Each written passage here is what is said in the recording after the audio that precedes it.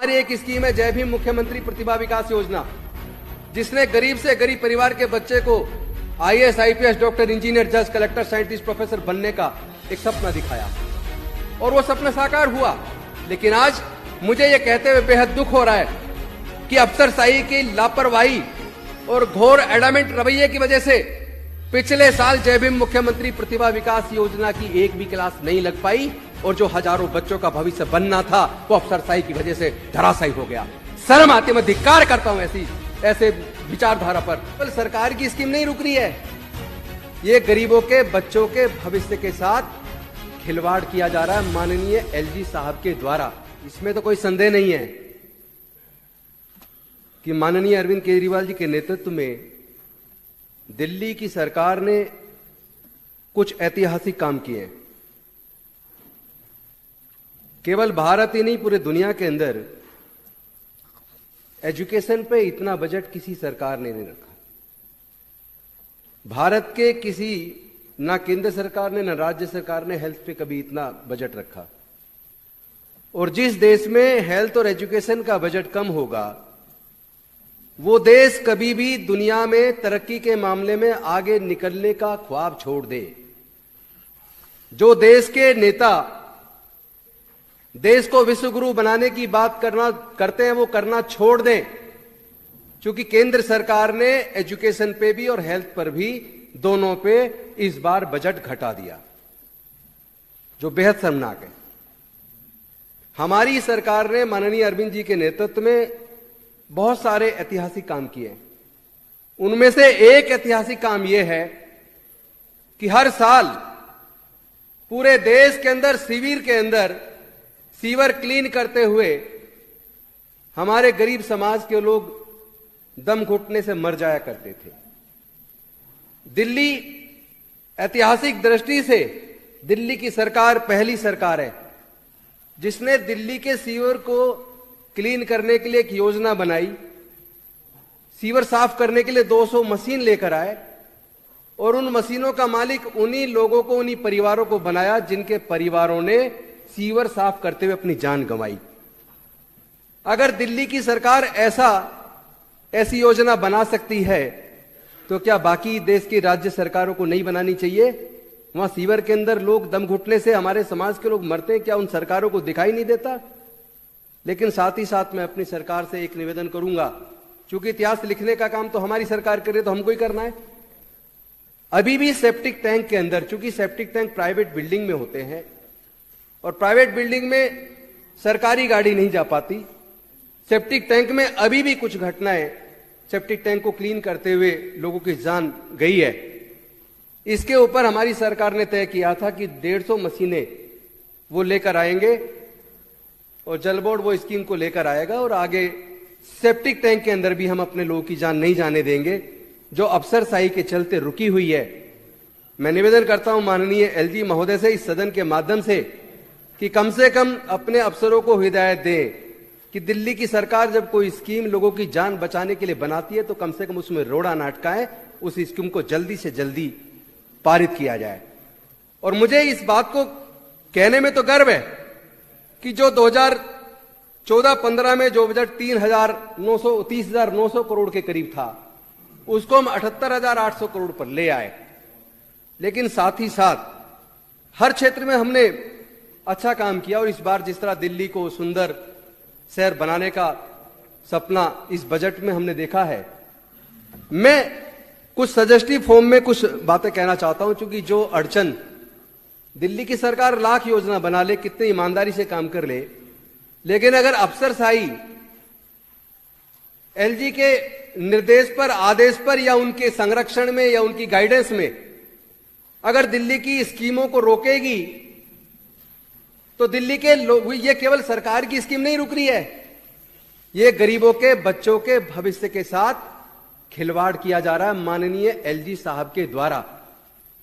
हमारा दिल्ली सरकार का SC, ST, OBC welfare department, मैं उसके बारे में आपको बताना चाहता हूं।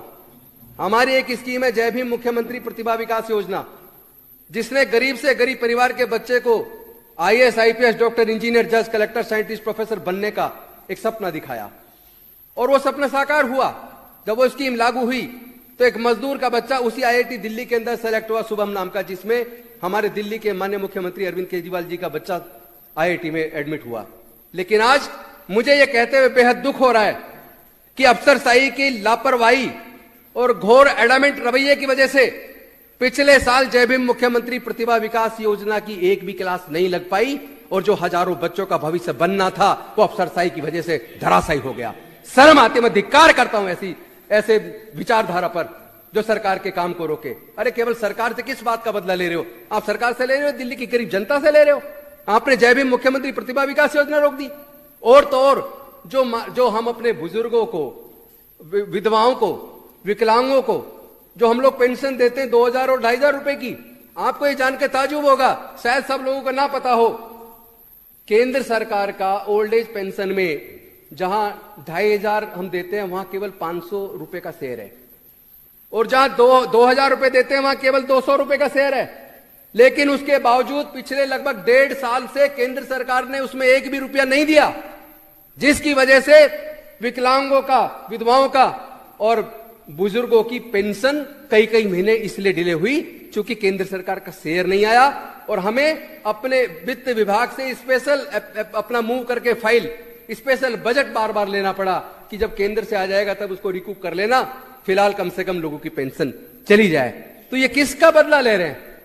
कैसी सरकार चला रही है? ये तो गरीबों के खिलाफ काम कर रहे हैं। ये नहीं होना चाहिए। लेकिन मैं अपने दिल्ली की सरकार को बधाई देता हूं, शुभकामनाएं देता हूं। लगातार आप बेहतरीन काम कर रहे हैं और साथ ही साथ इस पे मैं शर्मिंदा महसूस करता हूं कि पिछले 25 सालों से 325 करोड़ रुपया केवल केंद्र सरकार दिल्ली को दे रही है और वो भी अब बंद कर दिया, अगली बार से नहीं मिलेगा। आप यह अन्याय क्यों कर रहे हैं?